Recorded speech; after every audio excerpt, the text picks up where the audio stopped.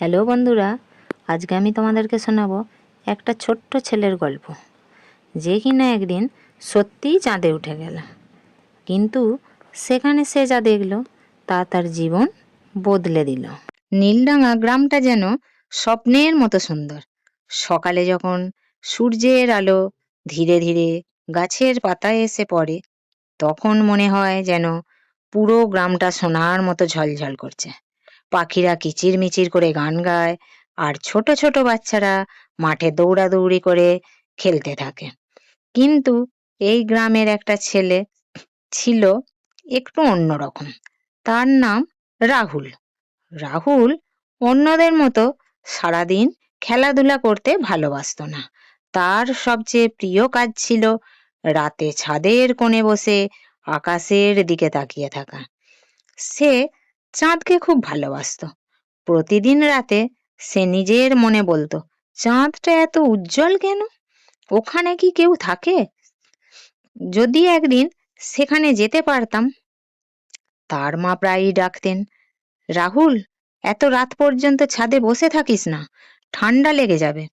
রাহুল মুচকি হেসে বলতো, আর একটু মা, আমি চাঁদের সাথে কথা বলছি। সেই আশ্চর্য রাত! একদিন ছিল পূর্ণিমার রাত। আকাশটা এত পরিষ্কার ছিল যে মনে হচ্ছিল হাত বাড়ালেই যেন তারাগুলো ছুঁয়ে ফেলা যাবে। সেই রাতে হঠাৎ কিছু অদ্ভুত ঘটল। রাহুল যখন চাঁদের দিকে তাকিয়েছিল, তখন সে দেখতে পেল চাঁদের আলো ধীরে ধীরে নড়ছে। প্রথমে সে ভাবল হয়তো চোখের ভুল, কিন্তু না, আলোটা আস্তে আস্তে লম্বা হয়ে একটা ঝলমলে সিঁড়ি হয়ে গেল। এই দেখে রাহুলের বুক ধড়পড় করতে লাগলো। আমি কি স্বপ্ন দেখছি? সে নিজের গালে চিমটি কাটল। না, সে জেগেই আছে। সিঁড়িটা সরাসরি তার ছাদের সামনে এসে থামল। রাহুল কিছুক্ষণ চুপ করে দাঁড়িয়ে থাকলো, তারপর সাহস করে বলল, যাই হোক, আমি দেখেই আসি। সিঁড়িটা ছিল একদম নরম আলোর তৈরি। রাহুল পা রাখতেই মনে হলো যেন সে ভাসছে। ধীরে ধীরে সে উপরে উঠতে লাগলো। উঠতে উঠতে নিচের পৃথিবীটা ছোট হয়ে গেল, আর আকাশটা যেন আরও কাছে চলে এলো। কিছুক্ষণ পর সে পৌঁছে গেল এক অদ্ভুত জায়গায়। সব কিছু রূপালি আলোয় ভরা। মাটিটা যেন কাঁচের মতো চকচক করছে। আশেপাশে ছোট ছোট আলো ভাসছে, যেন তারা মাটিতে নেমে এসেছে। আর ঠিক সামনে একটা ছোট্ট দোকান। দোকানের দরজার উপরে লেখা চাঁদের দোকান। রাহুল ধীরে ধীরে দোকানের ভেতরে ঢুকলো। ভেতরে ঢুকেই সে অবাক হয়ে গেল। চারিদিকে অদ্ভুত সব জিনিস রাখা। একটা কাঁচের বোতলে হাসির শব্দ ভরে রাখা আছে। একটা কাঠের বাক্সে লেখা সাহস, আর একটা ছোট ব্যাগে লেখা বন্ধুত্ব।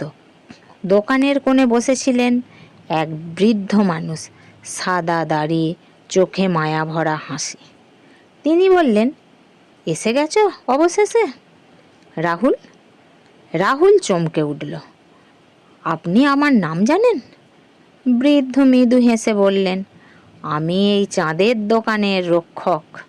পৃথিবীর সব বাচ্চাদের স্বপ্ন এখানে জমা থাকে। রাহুল অবাক হয়ে জিজ্ঞেস করল, স্বপ্নও কি রাখা যায়? বৃদ্ধ বললেন, যখন কোনো বাচ্চা খুব খুশি হয়, তখন তার স্বপ্নের একটু আলো এখানে এসে জমা হয়। আর যখন তারা দুঃখ পায়, তখন আমরা এখান থেকে তাদের সাহায্য করি। রাহুল চারিদিকে তাকিয়ে দেখল প্রতিটা জিনিস যেন জীবন্ত। একটা ছোট্ট বোতল নিজে নিজে হেসে উঠছে। একটা বাক্স হালকা করে কাঁপছে, মনে হচ্ছে ভিতরে কেউ সাহস জোগাড় করছে। হঠাৎ দোকানের আলো কমে যেতে শুরু করলো।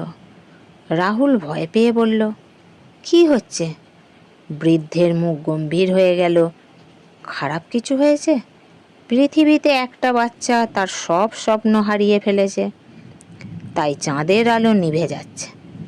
রাহুল বলল, আমি কি কিছু করতে পারি? বৃদ্ধ কিছুক্ষণ চুপ করে থেকে একটা ছোট্ট ঝলমলে গোলক বের করলেন। এই আলোটা নিয়ে যাও, যার স্বপ্ন হারিয়ে গেছে তার কাছে পৌঁছে দাও। রাহুল আবার সেই সিঁড়ি বেয়ে নিচে নামল। রাত তখন আরও গভীর, চারিদিকে নিস্তব্ধতা। সে খুঁজতে লাগলো কোথায় সেই বাচ্চা। হঠাৎ সে একটা কোণের দিকে তাকিয়ে দেখল একটা ছোট্ট মেয়ে বসে আছে, মাথা নিচু করে কাঁদছে। রাহুল ধীরে কাছে গিয়ে বলল, তুমি কাঁদছো কেন? মেয়েটা চোখ মুছে বলল, আমার নাম মিনা, আমি কিছুই পারি না, আমার কোনো স্বপ্ন নেই। তার চোখে হতাশা ভরা। রাহুল মৃদু হেসে সেই ঝলমলে গোলকটা তার হাতে দিল। সাথে সাথে গোলকটা উজ্জ্বল হয়ে উঠল, আলোর মধ্যে ছোট ছোট ছবি ভেসে উঠতে লাগলো। মিনা আঁকছে, রং দিয়ে ছবি বানাচ্ছে। মানুষ তার ছবি দেখে হাসছে। মিনার চোখ বড় হয়ে গেল। আমি আমি তো আঁকতে ভালোবাসি। তার মুখে প্রথমবার হাসি ফুটল। ঠিক তখনই আকাশে চাঁদ আবার উজ্জ্বল হয়ে উঠল, চারিদিকে আলো ছড়িয়ে পড়ল। রাহুল বুঝল সে তার কাজ সফল করেছে। চাঁদের সিঁড়ি আবার নেমে এলো। সে শেষবারের মতো মিনার দিকে তাকালো। মিনা তখন খুশিতে আকাশের দিকে তাকিয়ে আছে। রাহুল নিজের ঘরে ফিরে এলো। সে বিছানায় শুয়ে ভাবল, সবই কি স্বপ্ন ছিল?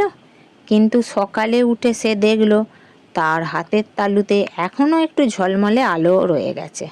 সে মুচকি হেসে আকাশের দিকে তাকালো। চাঁদ যেন তাকিয়েই আছে। এর থেকে কি শিক্ষা পাওয়া গেল? প্রত্যেক শিশুর ভেতরেই একটা স্বপ্ন থাকে। কেউ যদি নিজের ওপর বিশ্বাস হারায়, একটু ভালোবাসা আর সাহস তাকে ফিরিয়ে দিতে পারে। আর কখনো কখনো জাদু সত্যিই ঘটে।